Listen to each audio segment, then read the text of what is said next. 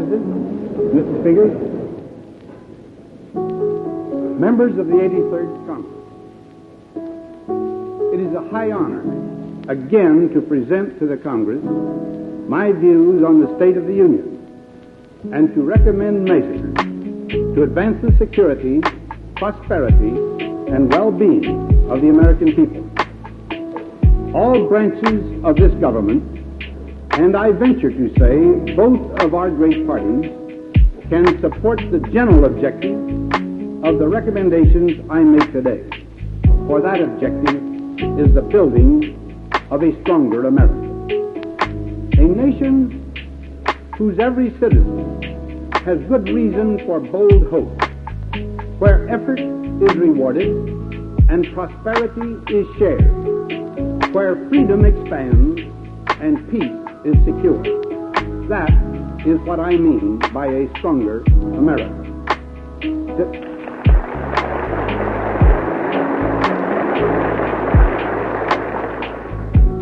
Toward this objective, a real momentum has been developed. We mean to continue that momentum and to increase it. We mean to build a better future for this nation. Much for which we may be thankful has happened during the past year. First of all, we are deeply grateful that our sons no longer die on the distant mountains of Korea.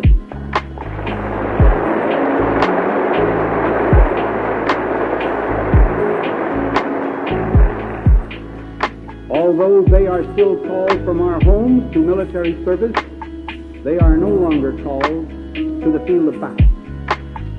The nation has just completed the most prosperous year in its history. The damaging effect of inflation on the wages, pensions, salaries, and savings of us all has been brought under control. Taxes have begun to go down.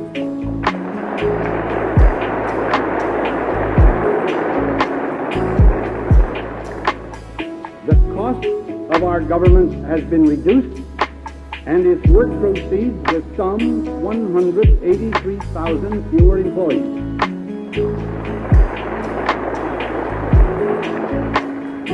Thus, the discouraging trend of modern governments toward their own limitless expansion has, in our case, been reversed.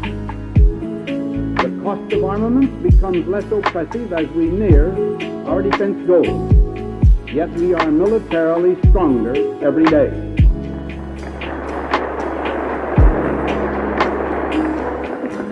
During the year, creation of the new Cabinet Department of Health, Education, and Welfare symbolized the government's permanent concern with the human problems of our citizens. Segregation in the armed forces and other federal activities is on the way out. We have also made progress toward its abolition in the District of Columbia. These are steps in the continuing effort to eliminate interracial difficulties. Some developments beyond our shores have been equally encouraging. Communist aggression, halted in Korea, continues to meet in Indochina the vigorous resistance of France under the Associated States, assisted by timely aid from our country.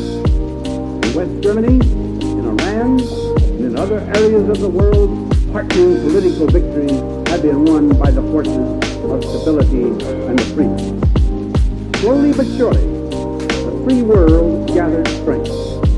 Meanwhile, from behind the Iron Curtain, there are signs that tyranny is in trouble, and reminders that its structure is as brittle as its surface is hard.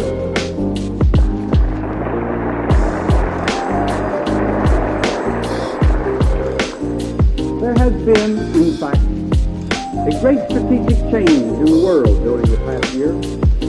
That precious intangible, the initiative, is becoming ours. Our policy, not limited to mere reaction against crises provoked by others, is free to develop along lines of our choice, not only abroad, but at home. As a major theme for American policy during the coming year, let our joint determination be to hold this initiative and to use it.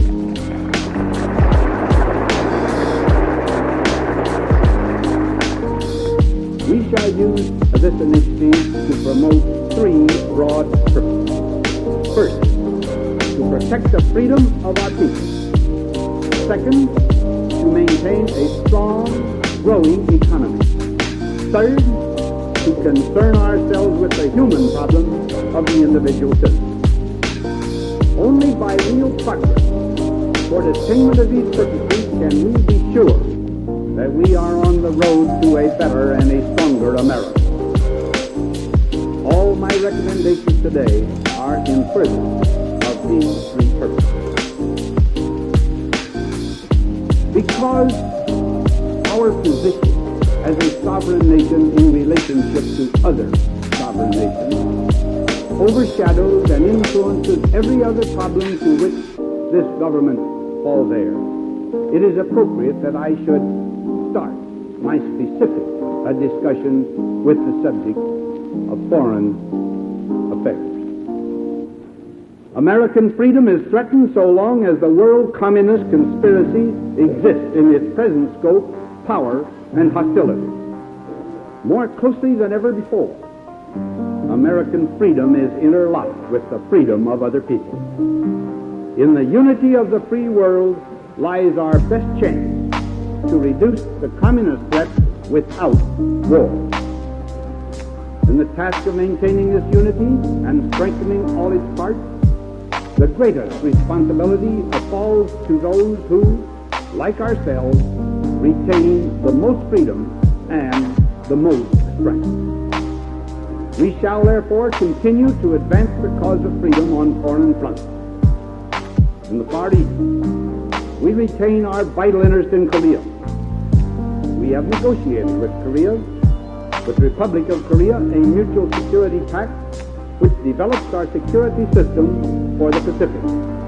I shall promptly submit it to the Senate for its consent to ratification. We are prepared to meet any renewal of armed aggression in Korea. We shall maintain indefinitely our bases in Okinawa. I shall ask the Congress to authorize continued material assistance to hasten the successful conclusion of the struggle in Indochina. This assistance will also bring closer the day when the Associated States may enjoy the independence already assured by France. We shall continue military and economic aid to the nationalist government of China.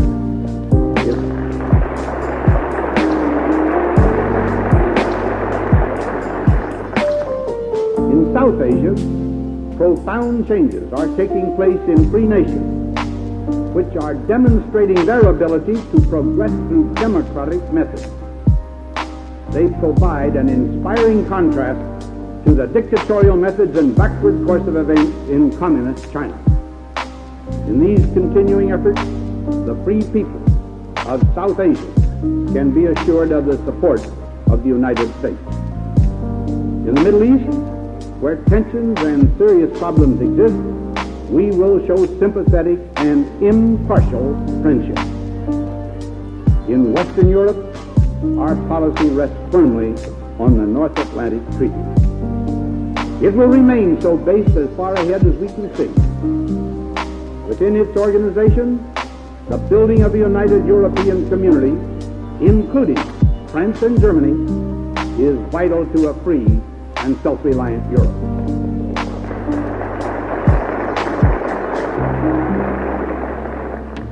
This will be promoted by the European defense community, which offers assurance of European security.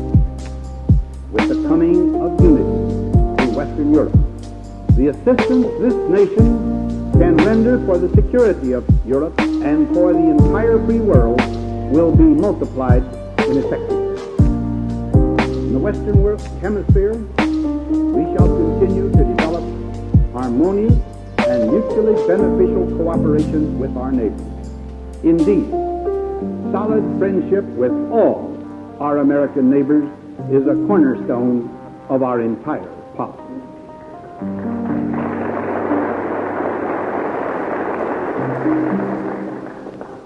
In the world as a whole, the United Nations, admittedly still in a state of evolution, means much to the United States. It has given uniquely valuable services in many places where violence threatens. It is the only real world forum where we have the opportunity for international presentation and rebuttal. It is a place where the nations of the world can, if they have the will, take collective action for peace and justice. It is a place where the guilt can be squarely assigned to those who fail to take all necessary steps to keep the peace. The United Nations deserves our continued and firm support.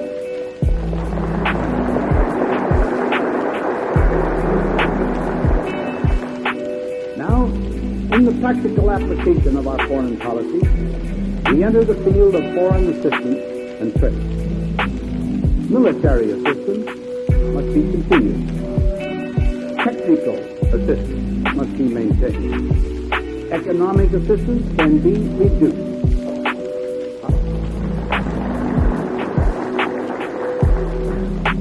However, our economic programs in Korea and in a few other critical places of the world are especially important. And I shall ask Congress to continue support in these particular spots in the next fiscal year. The forthcoming budget message will propose maintenance of the presidential power of transferability of all assistance funds and will ask authority to merge these funds with the regular defense fund. It will also propose that the Secretary of Defense have primary responsibility for the administration of foreign military assistance in accordance with the policy guidance provided by the Secretary of State. The fact that we can now reduce our foreign economic assistance in many areas is gratifying evidence that its objectives are being achieved. By continuing to surpass our pre-war levels of economic activity, Western Europe gains self-reliance. Thus, our relationship enters a new phase, which can bring results beneficial to our taxpayers and our allies alike, with still another step to take. This step is the creation of a healthier and freer system of trade and payment within the free world. A system in which our allies can earn their own way and our economy can continue to flourish. The free world can no longer afford the kinds of arbitrary restraints on trade that have continued ever since the war.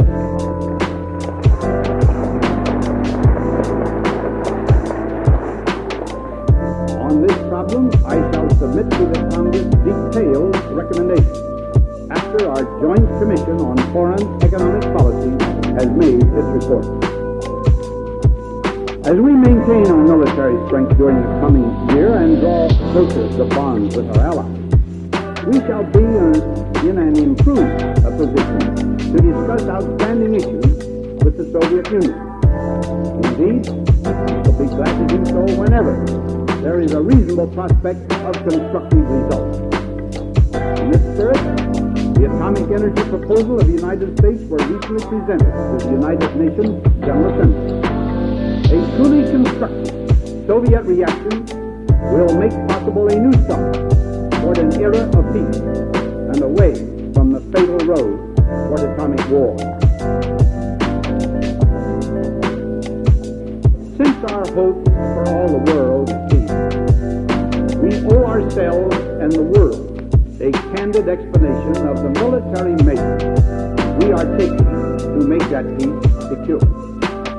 As we enter this new year, our military power continues to grow. This power is for our own defense and to deter aggression. We shall not be aggressors, but we and our allies have and will maintain a massive capability to strike back.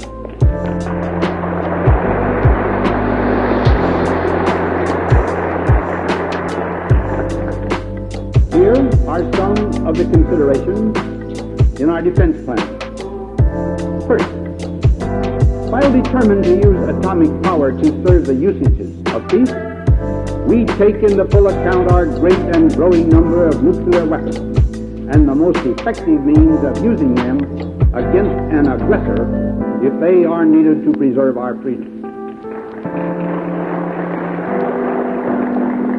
Our defense, therefore, will be stronger if, under appropriate security safeguards, we share with our allies certain knowledge of the tactical use of our nuclear weapons. I urge the Congress to provide the needed authority. Second, the usefulness of these new weapons creates new relationships between men and materials. These new relationships permit economies in the use of men as we build forces suited to our situation in the world today.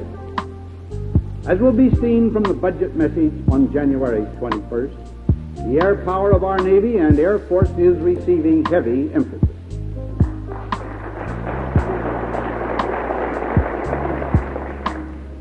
Third, our armed forces must regain mobility of action. Our strategic reserves must be centrally placed and readily deployable to meet sudden aggression against ourselves and our allies. Fourth, our defense must rest on trained manpower and its most economical and mobile use. A professional corps is the heart of any security organization. It is necessarily the teacher and leader of those who serve temporarily in the discharge of the obligation to help defend the Republic. Pay alone will not retain in the career service of our armed forces the necessary numbers of long-term and able personnel. I strongly urge, therefore, a more generous use of traditional benefits important to service morale. Among these are adequate living quarters and family housing units and medical care for dependents. Studies of military manpower have just been completed by the National Security Training Commission and a committee appointed by the Director of the Office of Defense Mobilization. Evident weaknesses exist in the state of readiness and organization of our reserve forces.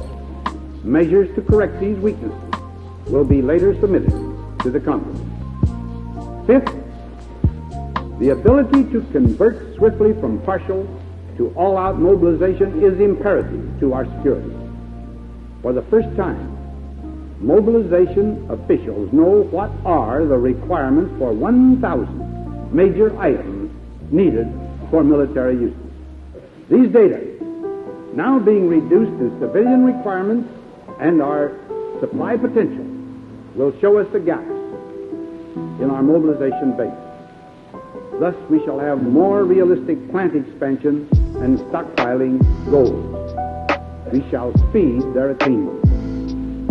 This nation is at last to have an up-to-date mobilization base, the foundation of a sound defense program. Another part of this foundation is, of course, our continental transport system. Some of our vital heavy materials come increasingly from Canada. Indeed, our relations with Canada, happily always close, involve more and more the unbreakable ties of strategic interdependence.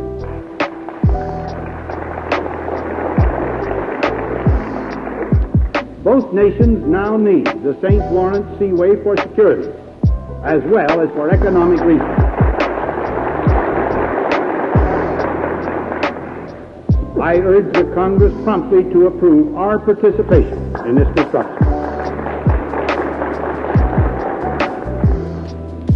Sixth, military and non-military measures for continental defense are being strengthened. In the current fiscal year, we are allocating to these purposes an increasing portion of our efforts. And in the next fiscal year, we shall spend nearly $1 billion more for them than in 1953. An indispensable part of our continental security is our civil defense effort. This will succeed only as we have the complete cooperation of state governors, city mayors, and voluntary citizen groups. With their help, we can advance a cooperative program which, if an attack should come, would save many lives and lessen destruction. The defense program recommended in the 1955 budget is consistent with all the considerations that I have just discussed. It is based on a new military program unanimously recommended by the Joint Chiefs of Staff and approved by me following consideration by the National Security Council. This new program will make and keep America strong in an age of peril. Nothing should bar its attainment.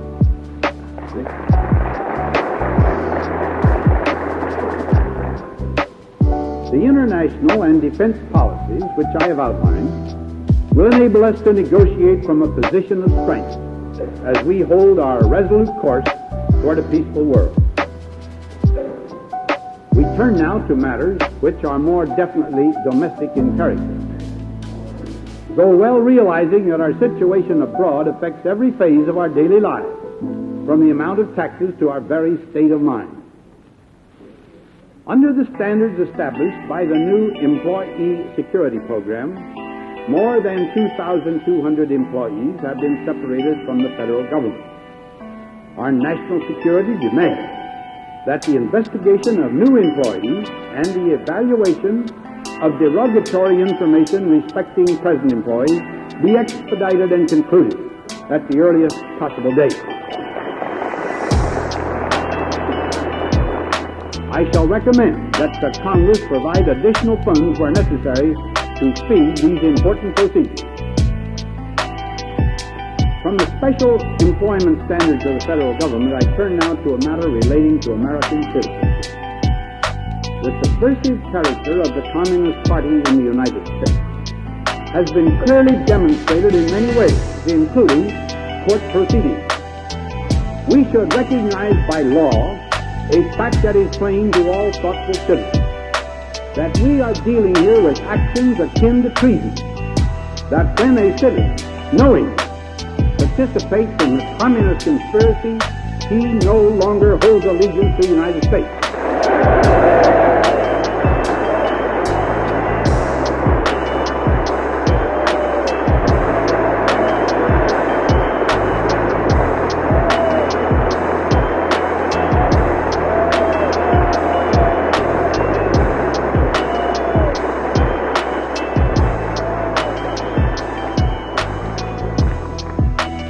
I recommend that Congress enact legislation to provide that a citizen of the United States who is convicted in the courts of hereafter conspiring to advocate the overthrow of this government by force or violence be treated as having, by such act, renounced his allegiance to the United States and forfeited his United States citizenship.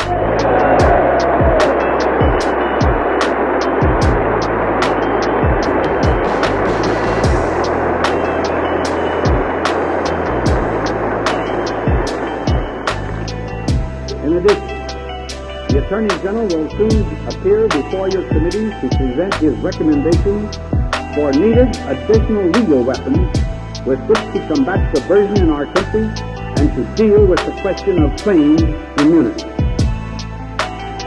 I come now to the second great purpose of our government. Along with the protection of freedom, the maintenance of a strong and growing economy.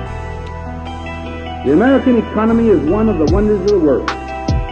It undergirds our international position, our military security, and the standard of living of every citizen. This administration is determined to keep our economy strong and to keep it growing. At this moment, we are in transition from a wartime to a peacetime economy. I am confident that we can complete this transition without serious interruption in our economic growth. But we shall not leave this vital matter to chance. Economic preparedness is fully as important to the nation as military preparedness. Subsequent special messages and the economic report on January 28th will set forth economic plans of the administration and recommendations for congressional action. These will include flexible credit and debt management policies, tax measures to stimulate consumer and business spending, suitable lending, guaranteeing, insuring, and grant-in-aid activities, strengthened old age and unemployment insurance measures, improved agricultural programs, public work plans laid well in advance, enlarged opportunities for international trade and investment. This enumeration of these subjects only faintly hints at the vast amount of study, coordination, and planning, to say nothing of authorizing legislation that altogether will make our economic preparedness complete. If new conditions arise that require additional administrative or emergency legislative action, the administration will still be ready. A government always ready to take well-timed and vigorous action, and a business community willing, as ours is, to plan boldly and with confidence, can between them develop a climate assuring steady economic growth.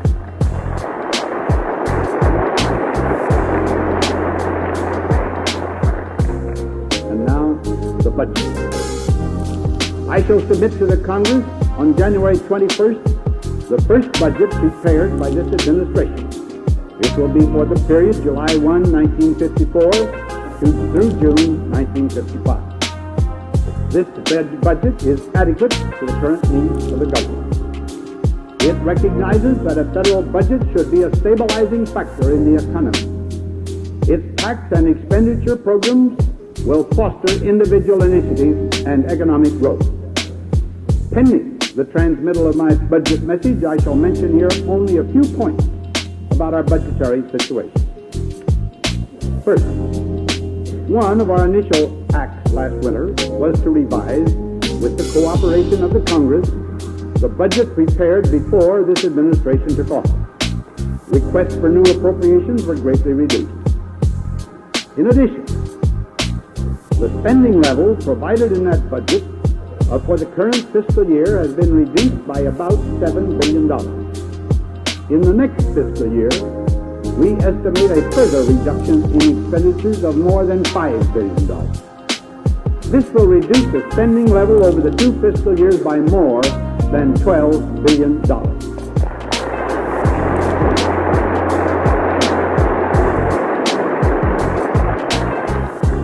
We are also reducing further our request for new appropriations.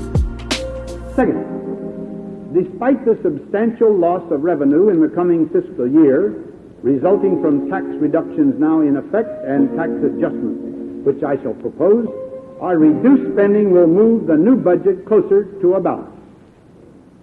Third, by keeping new appropriation requests below estimated revenues, we continue to reduce the tremendous accumulation of unfinanced obligations incurred by the government under past appropriations. Fourth, until these standing claims on our government's revenues are further reduced, the growth in the public debt cannot be entirely stopped. Because of this, because the government's bills have to be paid every month, while the tax money to pay them comes in with great unevenness within the fiscal year. And because of the need for flexibility to manage our enormous debt, I find it necessary to renew my request for an increase in the statutory debt limit.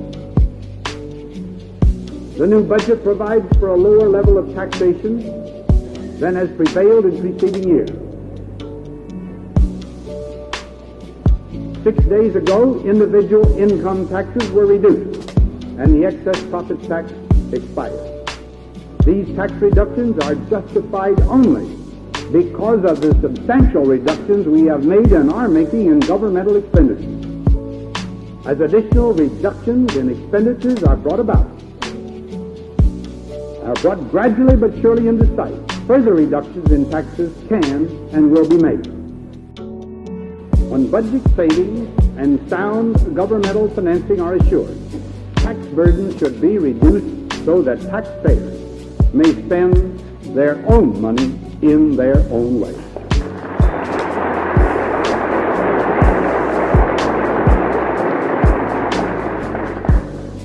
While we are moving toward lower levels of taxation, we must thoroughly revise our whole tax system. The groundwork for this revision has already been laid by the Committee on Ways and Means of the House of Representatives in close consultation with the Department of the Treasury. We should now remove the more glaring tax inequities, particularly on small taxpayers, reduce restraints on the growth of small business, and make other changes that will encourage initiative, enterprise, and production. 25 recommendations toward these ends will be contained in my budget.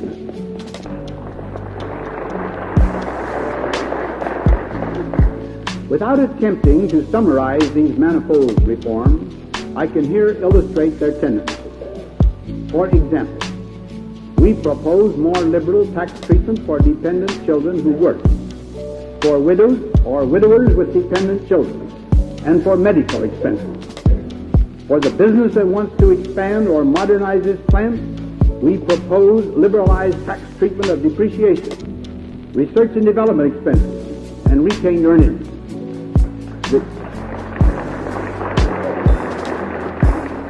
Because of the present need for revenue, the corporation income tax should be kept at the current rate of 52% for another year. The excise taxes scheduled to be reduced on April 1st, including those on liquor, tobacco, gasoline, and automobiles, should be continued at existing rates. Immediate extension of the Renegotiation Act of 1951 is also needed to eliminate excessive profits and to prevent waste of public funds in the purchase of defense materials. Agriculture. The well-being of our 160 million people demand a stable and prosperous agriculture. Conversely, every farmer knows he cannot prosper unless all America prospers. As we seek to promote increases in our nation's standard of living, we must be sure that the farmer fairly shares in that increase. Therefore, a farm program promoting stability and prosperity in all elements of our agriculture is urgently needed. Agricultural laws now in effect successfully accomplish their wartime purpose of encouraging maximum production in many crops. Today, production of these crops at such levels far exceeds present demand. Yet the law encouraging such production are still in effect. The storage facilities of the Commodity Credit Corporation bulge with surplus stocks of dairy products, wheat, cotton, corn, and certain vegetable oils. And the corporation's presently authorized borrowing authority, $6,750,000,000, is nearly exhausted. Some products priced out of domestic markets and others priced out of world markets have piled up in government hands. In a world in which millions of people are hungry, destruction of food would be unconscionable. Yet, surplus stocks continue to threaten the markets, and in spite of the acreage control authorized by present law, surpluses will continue to accumulate. We confront two alternatives. The first is to impose still greater acreage reductions for some crops and apply rigid federal controls over the use of the diverted acres. This will regiment the production of every basic agricultural crop. It will place every producer of those crops under the domination and control of the federal government in Washington. This alternative is contrary to the fundamental interests, not only of the farmer, but of the nation as a whole. Neither is it a real solution to the problem facing us. The second alternative is to permit the market price for these agricultural products gradually to have a greater influence on the planning of production by farmers, while continuing the assistance of the government. This is the sound approach. To make it effective, surpluses existing when the new program begins must be insulated from the normal channels of trade and devoted to special uses. These uses would include school lunch programs, disaster relief, emergency assistance to foreign friends, and of particular importance, the stockpiling of reserves for a national emergency.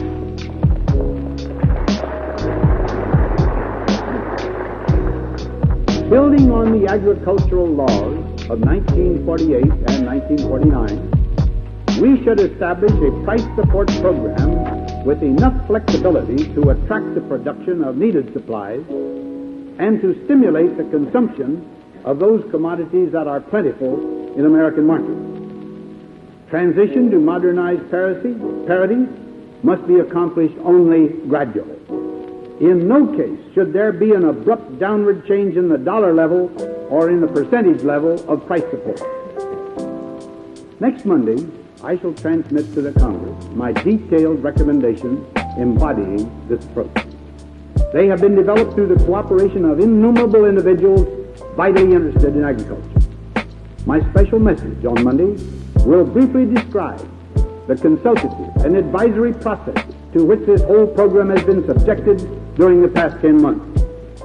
I have chosen this farm program because it will build markets, protect the consumer's food supply, and move food into consumption instead of into storage.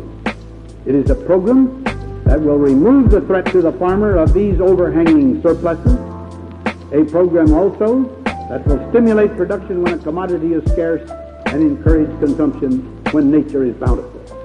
Moreover, it will promote the individual freedom, responsibilities, and initiative which distinguish American agriculture. And by helping our agriculture achieve full parity in the market, it promises our farmers a higher and steadier financial return over the years than any alternative plan.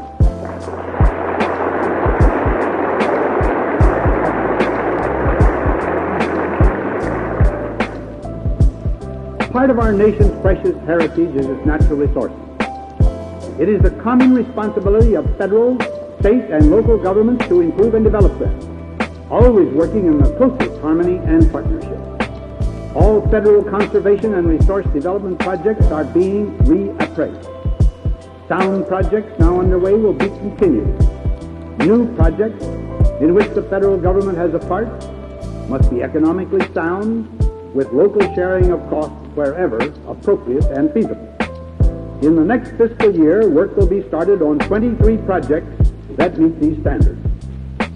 The federal government will continue to construct and operate economically sound flood control, power, irrigation, and water supply projects wherever these projects are beyond the capacity of local initiative, public or private. Our conservation program will also take into account the important role played by farmers in protecting our soil resources. I recommend enactment of legislation to strengthen agricultural conservation and upstream flood prevention work, and to achieve a better balance with major flood control structures in the downstream areas.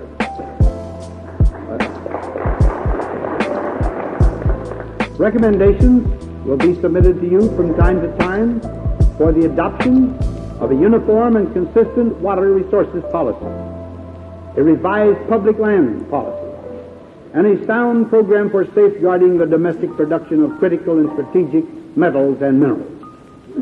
In addition, we shall continue to protect and improve our national forests, parks, monuments, and other natural and historic sites, as well as our fishery and wildlife resources. I hope that pending legislation to improve the conservation and management of publicly owned grazing lands in national forests will soon be approved by the Congress. To protect the vital interests of every citizen in a safe and adequate highway system, the federal government is continuing its central role in the federal highway program. So that maximum progress can be made to overcome present inadequacies in the interstate highway system, we must continue the federal gasoline tax at 2 cents per gallon. This will require cancellation of the 1/2 cent decrease, which otherwise will become effective April 1st, and will maintain revenues so that an expanded highway program can be undertaken.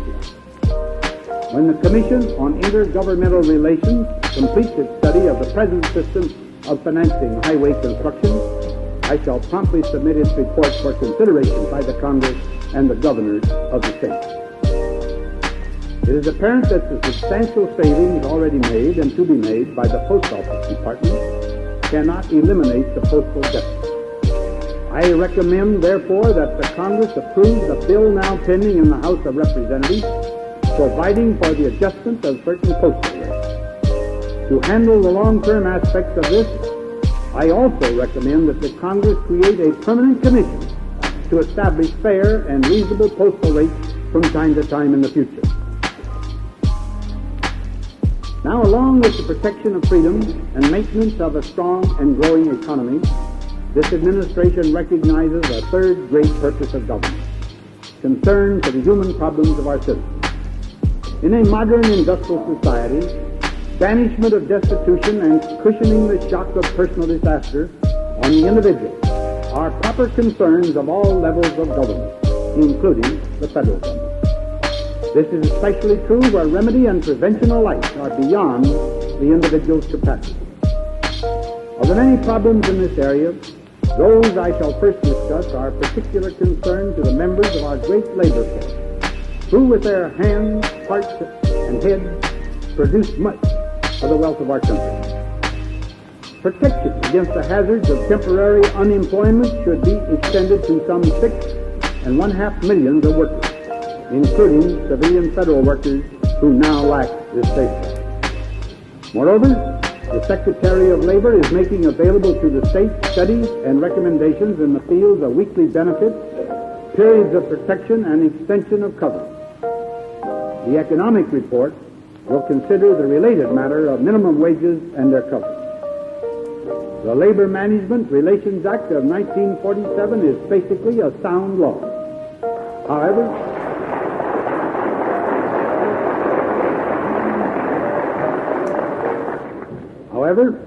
6 years of experience have revealed that in some respects it can be improved. On January 11, I shall forward to the Congress suggestions for changes designed to reinforce the objectives of the Act. Our basic Social Security program, the Old Age and Survivors Insurance System, to which the individuals contribute during their productive years and receive benefits based on previous earnings, is designed to shield them from destitution. Last year, I recommended extension of the Social Security insurance system to include more than 10 million additional persons. I ask that this extension soon be accomplished. This and other major improvements in the insurance system will bring substantial benefit increases and broaden the membership of the insurance system, thus diminishing the need for federal grants and aid for such purposes. A new formula will therefore be proposed, permitting progressive reduction in such grants as the need for them declines. The federal grant and aid welfare program, now based on widely varying formulas, should be simplified. Concrete proposal on 14 of them will be suggested to the appropriate committee. The program for rehabilitation of the disabled especially needs strengthening. Through special vocational training, this program presently returns each year some 60,000 handicapped individuals to productive work. Far more disabled people can be saved each year from idleness and dependence if this program is gradually increased. My more detailed recommendations on this and the other social insurance problems I have mentioned will be sent to the Congress on January 14th. I am flatly opposed to the socialization of medicine.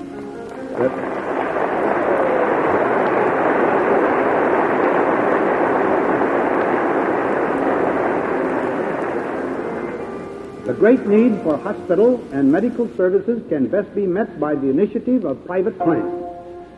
But it is unfortunately a fact that medical costs are rising and already impose severe hardships on many families.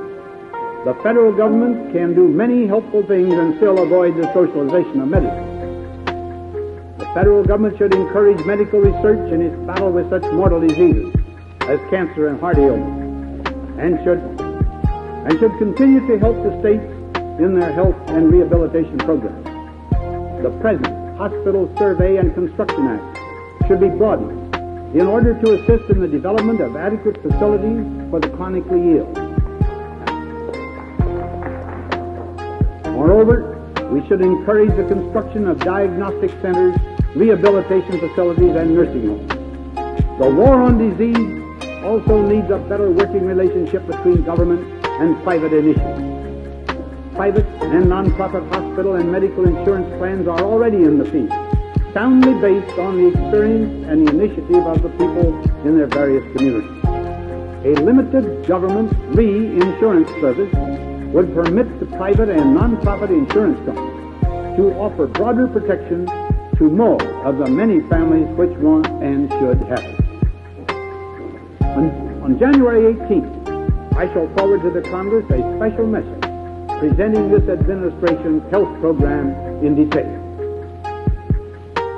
Youth, our greatest resource, is being seriously neglected in a vital respect. The nation as a whole is not preparing teachers or building schools fast enough to keep up with the increase in our population. The preparation of teachers, as indeed the control and direction of public education policy, is a state and local responsibility. However, the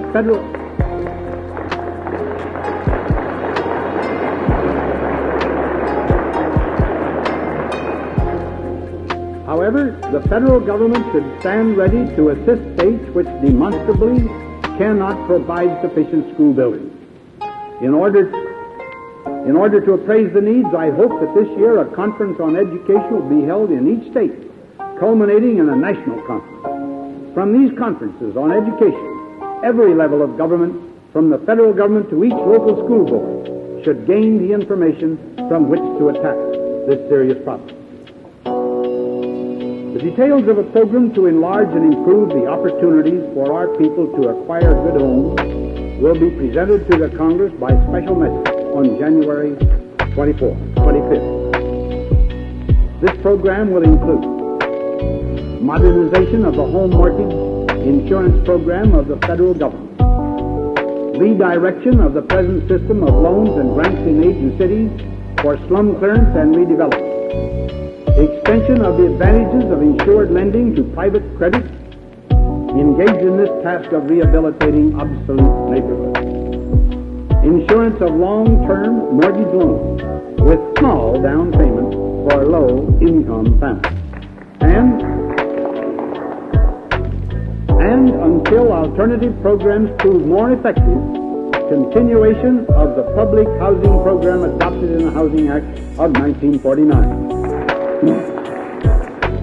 With the individual, the community, the state, and federal government will alike apply themselves to the person, every American family can have a decent home.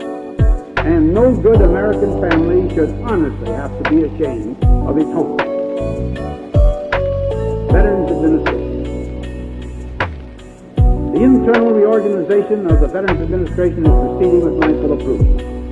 When completed, it will afford a single agency whose services, including medical facilities, will be better adapted to the needs of those 20 million veterans to whom this nation owes so much. Now, my few remaining recommendations all relate to a basic right of our citizens, that of being represented in the decisions of the government. I hope that the states will cooperate with the Congress in adopting uniform standards in their voting laws that will make it possible for our citizens in the armed forces overseas to vote.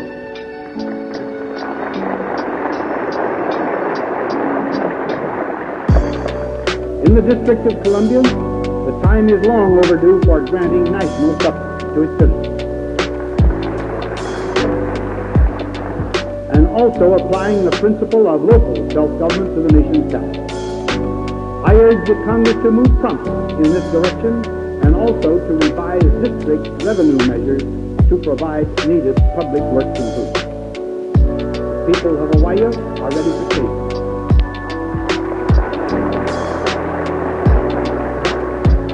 I renew my request for this legislation in order that Hawaii may elect its state officials and its representatives in Washington along with the rest of the country this fall.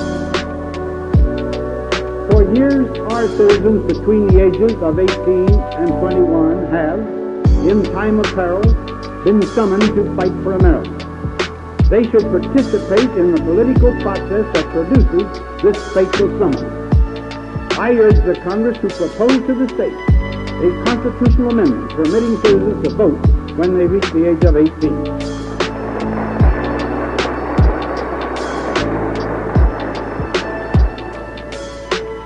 I want to add a final word about the general purport of these many recommendations, which are not, in any sense, exclusive. Others will, from time to time, be submitted to the Congress. Our government powers are wisely limited by the Constitution. But quite apart from these limitations, there are things which no government can do or should try to do. A government can strive, as ours is striving, to maintain an economic system whose doors are open to enterprise and ambition, those personal qualities on which economic growth largely depends. But enterprise and ambition are qualities which no government can supply. Fortunately, no American government need concern itself on this score. Our people have these qualities in good measure. A government can sincerely strive for peace, as ours is striving, and ask its people to make sacrifices for the sake of peace. But no government can place peace in the hearts of foreign rulers. So it is our duty to ourselves and to freedom itself to remain strong in all those ways, spiritual, economic, military, that will give us maximum safety against the possibility of aggressive action by others. No government can inoculate its people against the fatal materialism that plagues our age. Happily, our people, though blessed with more material goods than any people in history, have always reserved their first allegiance to the kingdom of the Spirit, which is the true source of that freedom we value above all material things.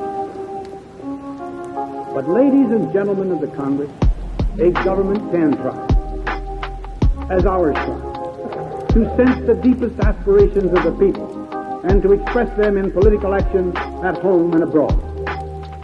So long as action and aspiration, humbly and earnestly, seek favor in the sight of the Almighty, there is no end to America's forward road. There is no obstacle on it she will not surmount in her march toward a lasting peace in a free and prosperous world.